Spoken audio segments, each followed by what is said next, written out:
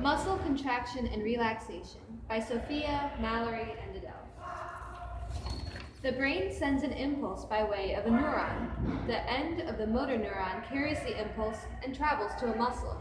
Where the nerve and the muscle meet is known as the neuromuscular junction. Acetylcholine is then released because of the arrival of the impulse in the motor neuron.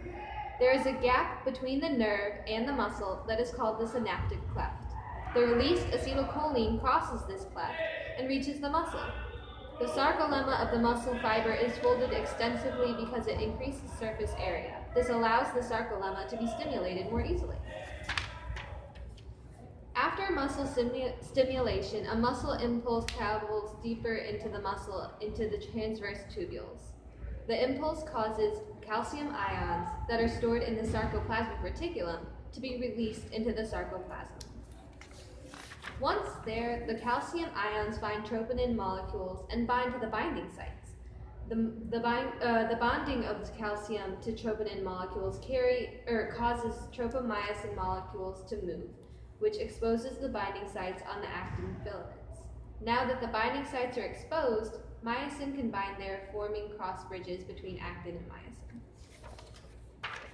Myosin causes ATP as energy to form and break off the cross bridges in an alternating way, which shortens the whole sarcomere. As a result, the entire muscle contracts.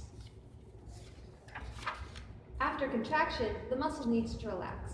This process starts when acetylcholinesterase is released into the synaptic cleft and breaks down the acetylcholine.